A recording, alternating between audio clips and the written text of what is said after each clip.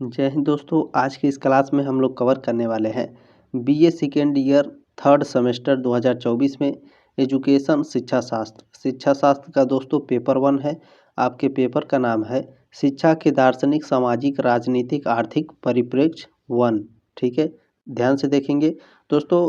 English में भी देख लेंगे क्योंकि जो आपका एडमिट कार्ड मिला होगा उस पर आपके पेपर का नाम इंग्लिश में लिखा होगा। तो ध्यान से देखिए, philosophical, social, political, economic perspective of education first. ठीक है, पेपर का नाम है दोस्तों EDU 201। ठीक है, आपके विश्वविद्यालय का जो भी पेपर कोड होगा दोस्तों कमेंट बॉक्स में कमेंट करिएगा, मैं पिन कर देंगे, पिन कर दूंगा। ठीक है, याद रखेंगे गोरखपुर विश्वविद्यालय का पेपर कोड है EDU 201। ठीक है, क्लास 2 है, यूनिट 2 है। चलिए इसमें आगे देखते हैं आगे क्या है।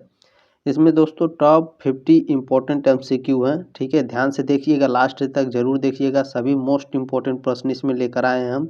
ठीक है, पहला प्रश्न पूछा है दोस्तों, योग जीवन आत्मा का मिलन है, यह परिभाषा किस में दी गई है?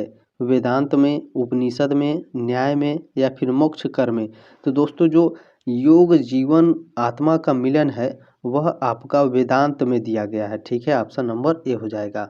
बहुत ही अच्छे तरीके से मैं समझाते आपको चलूँगा। ठीक है, बहुत अच्छे से पेपर आपका जाएगा, तो ध्यान से देखते चलेंगे सभी प्रश्नों को, सभी मोस्ट इम्पोर्टेंट है। ठीक है, देखिए दूसरा प्रश्न आपका पूछा है, दर्शन शब्द निम्न में से कहाँ से लिया गया है? प्राचीन यूनानी से, प्राचीन रोमन से, हिब्रू भाषा से या फिर अंग्रेजी से? तो दोस्तों जो दर्शन शब्द है वह आपका प्राचीन यूनानी भाषा से लिया गया है। ठीक है, याद रखेंगे, बहुत ही इम्पोर्टेंट प्रश्न है।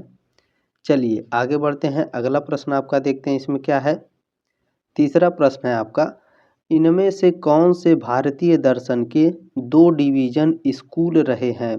बौद्ध धर्म, अद्वैत, आस्तिक या फिर रूढ़िवादी विधार्मिक? क्या पूछा है, इनमें से कौन भारतीय दर्शन के 2 डिवीजन स्कूल रहे हैं? तो दोस्तों भारतीय दर्शन के जो 2 डिवीजन स्कूल हैं वह रूढ़िवादी विधार्मिक है। ठीक है, ऑप्शन नंबर डी हो जाएगा। चलिए प्रश्न नंबर 4 आपका पूछा है, शिक्षा का अर्थ है, शिक्षा का क्या अर्थ होता है दोस्तों? सीखना, निर्देश देना, सिखाना या इनमें से कोई नहीं?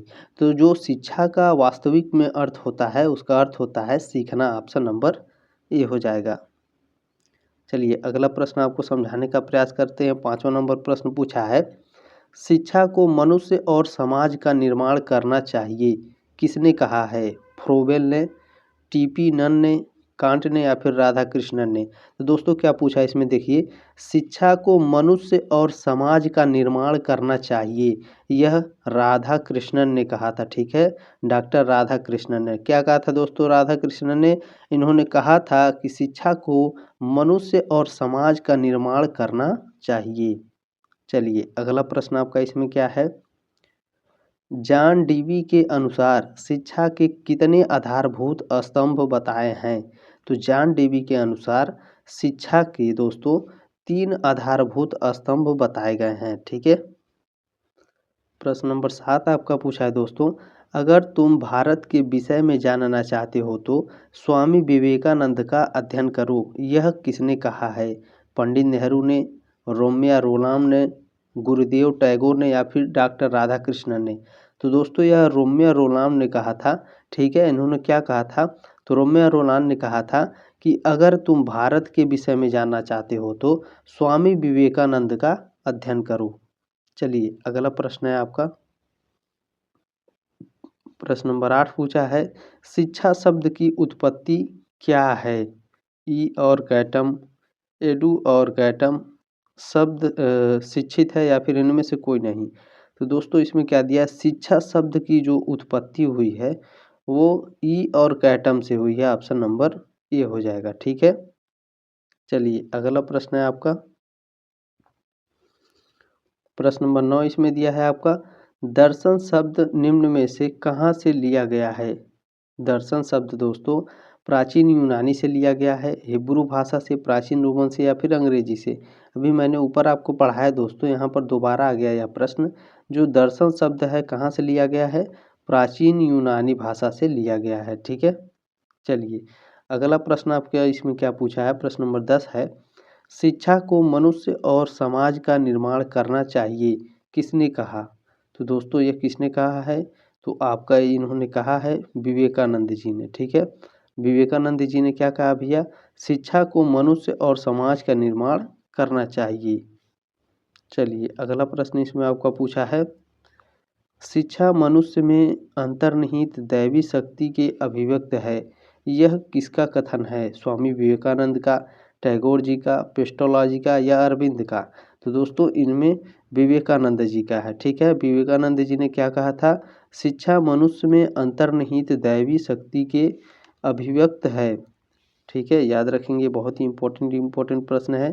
प्रश्न नंबर 12 आपका पूछा है दोस्तों, लोगस का अर्थ है पहरा देना, आगे बढ़ना, अध्ययन करना या फिर हंसना? तो दोस्तों जो लोगस का वास्तविक में अर्थ होता है अध्ययन करना होता है, ऑप्शन नंबर सी हो जाएगा।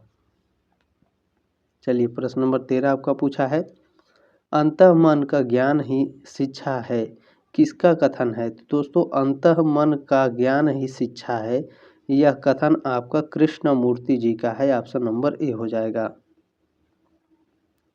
चलिए प्रश्न नंबर 14 आपका इसमें पूछा है, स्वामी कुवलयंद के योग गुरु कौन थे? स्वामी कुवलयंद के जो योग गुरु थे वह माधव दास थे, ऑप्शन नंबर ए हो जाएगा।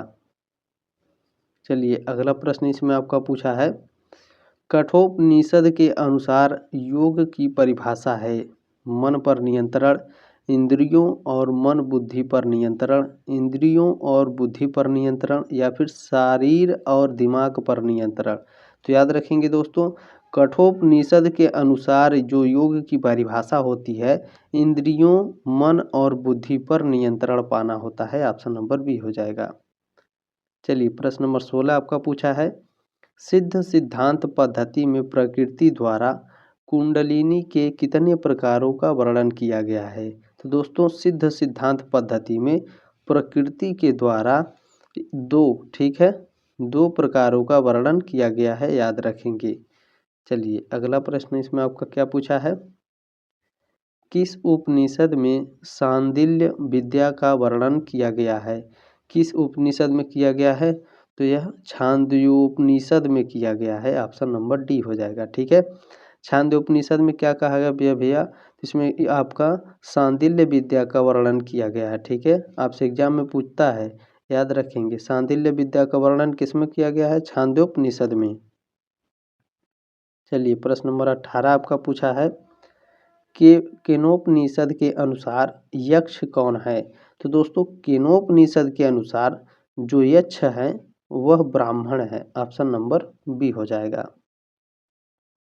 चलिए प्रश्न नंबर 19 है आपका, योग दर्शन को प्रतिष्ठित करने का श्रेय किस महर्षि को जाता है? तो यह आपका महर्षि पतंजलि को जाता है, ऑप्शन नंबर बी हो जाएगा। चलिए अगला प्रश्न आपका पूछा है, वेदांत दर्शन का अंतिम सार क्या है? ब्राह्मणों का चिंतन, अरण्यों का चिंतन, उपनिषदों का चिंतन या उपरोक्त सभी? तो याद रखेंगे दोस्तों, जो वेदांत दर्शन का अंतिम सार है वह ब्राह्मणों का चिंतन है, ठीक है। क्या है? वेदांत दर्शन का अंतिम सार ब्राह्मणों का चिंतन है। चलिए अगला प्रश्न आपका देखते हैं क्या दिया है। प्रश्न नंबर 21 आपका पूछा है दोस्तों, तत्व मीमांसा में कितने तत्वों का विवेचन प्रस्तुत किया गया? तो दोस्तों याद रखेंगे, कुल, संचार के मूल तत्व और मानव के मूल तत्व, ये दोनों क्या हैं? ये दोनों तत्व मीमांसा के तत्व हैं, ठीक है, याद रखेंगे, ऑप्शन नंबर सी हो जाएगा। प्रश्न को फिर से एक बार देख लेंगे, तत्व मीमांसा के तत्वों का विवेचन प्रस्तुत किया गया है संचार के मूल तत्वों में और मानव के मूल तत्वों में, ठीक है, याद रखेंगे, बहुत ही इंपॉर्टेंट है। प्रश्न नंबर 22 है आपका पूछा दोस्तों, गीता में भक्ति का मार्ग किसे बताया गया है? ज्ञान को, भक्ति को, कर्म को? तो इन तीनों को बताया गया है, ऑप्शन नंबर डी हो जाएगा, उपरोक्त सभी। चलिए प्रश्न नंबर 23 आपका पूछा है, योग जीवन आत्मा का मिलन है, यह परिभाषा किस में बताई गई है? वेदांत में, उपनिषद में, न्याय पे या फिर मोक्ष कर्म में? दोस्तों यह प्रश्न फिर से आ गया है, दो वर्ड टाइप हो गया, इसके लिए सॉरी, लेकिन पढ़ना हमारे लिए यही लाभदायक है तो ध्यान देंगे, ठीक है। योग जीवन आत्मा का मिलन है, यह परिभाषा दोस्तों आपका किस में कहा गया है बताइए आप? तो वेदांत में कहा गया है। ऑप्शन नंबर ए हो जाएगा। चलिए प्रश्न नंबर 24 है, दर्शन शब्द निम्न में से कहाँ से लिया गया है? तो प्राचीन यूनानी से लिया गया है, याद रखेंगे। चलिए अगला इसमें पूछा है आपका, दर्शन का अर्थ है, दर्शन का वास्तविक अर्थ क्या होता है? तो अंतर्दृष्टि होता है। ऑप्शन नंबर डी हो जाएगा। ठीक है, दर्शन का अर्थ क्या होता है? अंतर्दृष्टि। चलिए प्रश्न नंबर 26 आपका पूछा है, भारतीय दर्शन है प्रकृति में व्यक्तिपरक, प्रकृति में उद्देश्य, कोई भी नहीं या फिर दोनों? तो दोस्तों जो भारतीय दर्शन है वह आपका प्रकृति में व्यक्तिपरक है। ऑप्शन नंबर ए हो जाएगा। चलिए प्रश्न नंबर 27 आपका पूछा है, निम्नलिखित में से कौन भारतीय दर्शन का काल नहीं है? इनमें से कौन है दोस्तों जो भारतीय दर्शन का काल नहीं है? समकालीन अवधि, उत्तर वैदिक काल, सीमा शुल्क की अवधि या फिर वैदिक काल? दोस्तों भारतीय दर्शन का जो काल नहीं है इसमें वह सीमा शुल्क अवधि है। ठीक है, सीमा शुल्क अवधि इनमें से नहीं है, याद रखेंगे। चलिए अगला प्रश्न आपका पूछा है, प्रश्न नंबर 28 आपका पूछा है दोस्तों, आदर्शवाद के प्रवर्तक कौन थे? प्लेटो, कामेनियस, पेस्टालॉजी या फिर तीनों? तो दोस्तों जो आदर्शवाद के प्रवर्तक थे वह प्लेटो थे। ऑप्शन नंबर ए हो जाएगा। चलिए अगला प्रश्न आपका पूछा है दोस्तों, द रिपब्लिक के लेखक कौन है? तो द रिपब्लिक के लेखक प्लेटो हैं। ऑप्शन नंबर बी हो जाएगा। प्रश्न नंबर 30 आपका पूछा है दोस्तों, आदर्शवाद का आधार है जगत, मनुष्य, परमात्मा या फिर समाज? तो दोस्तों आदर्शवाद का जो आधार है वह मनुष्य है। ठीक है, याद रखेंगे क्या है? मनुष्य है। यहाँ बी ऑप्शन रहेगा, इसके लिए सॉरी। ठीक है, मनुष्य। आदर्शवाद का आधार क्या भैया? मनुष्य है आपका। चलिए अगला प्रश्न आपका देखते हैं, आदर्शवाद विशेष बल देता है, किस पर देता है विशेष बल? तो जो आदर्शवाद होता है वह अध्यात्मवाद पर विशेष बल देता है। ऑप्शन नंबर ए हो जाएगा। चलिए प्रश्न नंबर 32 आपका पूछा है, प्लेटो किस वाद के प्रवर्तक हैं? तो प्लेटो आपके आदर्शवाद के प्रवर्तक हैं। ऑप्शन नंबर ए हो जाएगा। प्रश्न नंबर 33 आपका पूछा है दोस्तों, प्रयोजनवाद को जन्म देने वाला देश है इंग्लैंड, अमेरिका, फ्रांस या फिर जर्मनी? तो दोस्तों जो प्रयोजनवाद को जन्म देने वाला देश है वह अमेरिका है। ऑप्शन नंबर बी हो जाएगा। चलिए प्रश्न नंबर 34 आपका इसमें पूछा है, प्रयोजनवाद की प्रमुख विधि क्या है? व्याख्यान, पाठ्यपुस्तक, योजना या फिर निर्देश? तो दोस्तों जो प्रयोजनवाद की प्रमुख विधि होती है वह योजना होती है। ऑप्शन नंबर सी हो जाएगा। प्रश्न नंबर 35 है दोस्तों, आदर्शवाद के अनुसार अंतिम मूल्य क्या है? प्रकृति, आत्मा, पदार्थ या फिर परमात्मा? तो आदर्शवाद के अनुसार अंतिम मूल्य जो है वो आपका आत्मा है। ऑप्शन नंबर बी हो जाएगा। ठीक है, आदर्शवाद के अनुसार अंतिम मूल्य आत्मा है। एक प्रश्न को मैं 2 बार इसीलिए पढ़ता हूँ दोस्तों ताकि आपको अच्छे से याद हो जाए। ठीक है, मुझे पता है आपको यह क्लास दोबारा देखने का मौका नहीं मिलेगा, इसलिए मैं 2 बार पढ़ रहा हूँ ताकि आपको अच्छे से याद हो जाए, आपका एक भी उत्तर परीक्षा में गलत ना हो। ठीक है, याद रखेंगे। चलिए 36 नंबर प्रश्न आपका पूछा है, प्रकृतिवाद के अनुसार पाठ्यक्रम है विचार केंद्रित, इंद्रिय केंद्रित, बाल केंद्रित या विद्यालय केंद्रित? तो दोस्तों प्रकृतिवाद के अनुसार जो पाठ्यक्रम है वह बाल केंद्रित है। ऑप्शन नंबर सी हो जाएगा। चलिए प्रश्न नंबर 37 आपका पूछा है, प्रकृति की ओर लौटो किसके शब्द हैं? आदर्शवादियों के, प्रयोजनवादियों के, यथार्थवादियों के या फिर प्रकृतिवादियों की? तो दोस्तों प्रकृति की ओर लौटो का जो शब्द है वह आपका प्रकृतिवादियों का है। ऑप्शन नंबर डी हो जाएगा। चलिए प्रश्न नंबर 38 आपका पूछा है, आदर्शवादी शिक्षा का मुख्य उद्देश्य है, आदर्शवादी शिक्षा का जो मुख्य उद्देश्य होता है वह आत्मानुभूति होता है। ऑप्शन नंबर ए हो जाएगा। प्रश्न नंबर 39 आपका पूछा है दोस्तों, आदर्शवाद के अनुसार ब्राह्मण के कितने पक्ष हैं? 1 पक्ष, 2 पक्ष, 3 पक्ष या फिर 4 पक्ष? तो दोस्तों आदर्शवाद के अनुसार ब्राह्मण के कुल 2 पक्ष हैं। ऑप्शन नंबर बी हो जाएगा। प्रश्न नंबर 40 आपका पूछा है, ज्ञान जीवन के लिए किस पाश्चात्य दर्शन का नारा है? आदर्शवाद का नारा है, प्रयोजनवाद का नारा है, यथार्थवाद का या प्राकृतिकवाद का? तो याद रखेंगे ज्ञान जीवन के लिए दोस्तों जो नारा है, ज्ञान जीवन के लिए जो दर्शन का नारा है वह आदर्शवाद है। ठीक है, याद रखेंगे, ऑप्शन नंबर ए हो जाएगा। चलिए प्रश्न नंबर 41 आपका पूछा है, रियलिज्म जिसे यथार्थवाद कहते हैं, ठीक है, रियलिज्म यथार्थवाद का अर्थ क्या होता है? तो इसका अर्थ होता है रियलिज्म या फिर यथार्थवाद का वास्तविकता का विज्ञान। ऑप्शन नंबर ए हो जाएगा। चलिए अगला प्रश्न आपका पूछा है, प्रयोगवाद के जनक हैं, प्रयोगवाद के जनक कौन है? गांधी, रूसो, जॉन डीवी या फिर फ्रोबिल? तो दोस्तों प्रयोगवाद के जो जनक हैं वह आपके जॉन डीवी हैं। ऑप्शन नंबर सी हो जाएगा। चलिए 43 नंबर प्रश्न है, यथार्थवाद खोज के जनक हैं, कमेनियस हैं, डीवी हैं, हीगल हैं या फिर प्लेटो हैं? तो यथार्थवाद के अनुसार दोस्तों जो यथार्थवाद खोज है दोस्तों, इसके जो जनक हैं आपके कमेनियस हैं। ऑप्शन नंबर ए हो जाएगा। वेरी वेरी मोस्ट इंपॉर्टेंट प्रश्न है, याद रखेंगे इसके।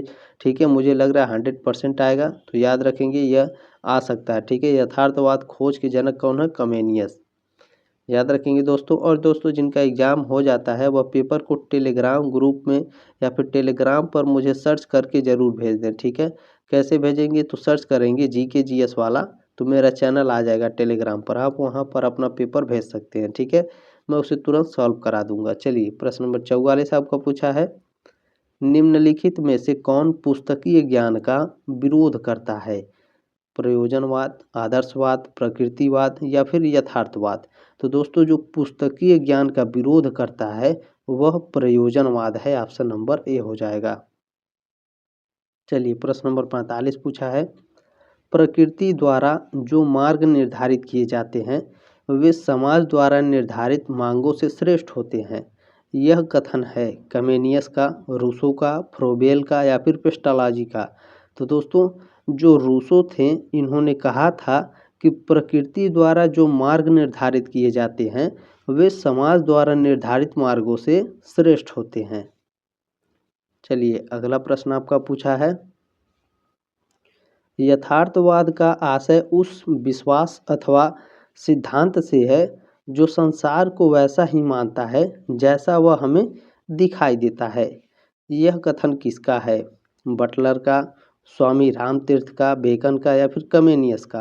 तो दोस्तों आपका ऑप्शन नंबर इसमें बी हो जाएगा, स्वामी रामतीर्थ का। ठीक है, स्वामी रामतीर्थ ने क्या कहा था भैया? तो इन्होंने कहा था कि यथार्थवाद का आशय उस विश्वास अथवा सिद्धांत से है जो संसार को वैसा ही मानता है जैसा वह हमें दिखाई देता है।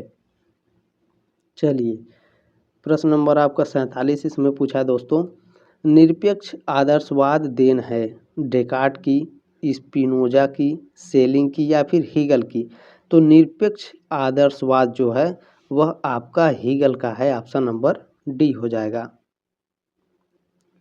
प्रश्न नंबर 48 इसमें पूछा है आपका दोस्तों, समस्या समाधान विधि के जनक कौन है? प्लेटो, कमेनियस, डीवी या फिर हर्बर्ट? तो समस्या समाधान विधि के जो जनक हैं वह हर्बर्ट हैं। ऑप्शन नंबर डी है। प्रश्न नंबर 49 आपका है, स्कूल एंड सोसाइटी पुस्तक के लेखक कौन हैं? प्लेटो, डीवी, गांधी या रस्क? तो दोस्तों स्कूल एंड सोसाइटी पुस्तक के लेखक डीवी हैं। ऑप्शन नंबर बी हो जाएगा। प्रश्न नंबर 50 आपका पूछा है, शब्द नहीं वस्तु किसका विचार है? आदर्शवाद का, प्रयोगवाद का, प्रकृतिवाद का या फिर यथार्थवाद का? तो शब्द नहीं वस्तु यह शब्द दोस्तों या फिर यह विचार जो है वह आपका यथार्थवाद से संबंधित है। ऑप्शन नंबर डी हो जाएगा। चलिए प्रश्न नंबर 51 आपका पूछा है दोस्तों। ठीक है, प्रश्न नंबर 50 मैंने कहा था, 51 मैंने करा दिया है। ठीक है, तो ध्यान देंगे। प्रश्न नंबर 51 है आपका, सत्य वही है जो प्रत्यक्ष रूप से दिखाई देता है, किसने कहा है? नेहरू, टैगोर, डीवी या फिर कमेनियस ने? तो दोस्तों अभी मैंने आपको पढ़ाया, अगर आप ध्यान दिए होंगे तो ऑप्शन नंबर डी इसमें सही है। ठीक है, कमेनियस ने दोस्तों कहा था कि सत्य वही है जो प्रत्यक्ष रूप से दिखाई देता है। ओके दोस्तों, सब्सक्राइब कर लीजिएगा। 4th सेमेस्टर में ज़बरदस्त तैयारी कराएंगे। टेलीग्राम ग्रुप का लिंक ज़रूर ज्वाइन कर लीजिए, उसमें आपका PDF ज़रूर मिल जाएगा इस क्लास का, ठीक है। आप लोग रिवीजन कर सकते हैं, तो टेलीग्राम ग्रुप का ज़रूर ज्वाइन करें, ठीक है। चलिए मिलते हैं अगले क्लास में, तब तक के लिए जय हिंद, वंदे मातरम।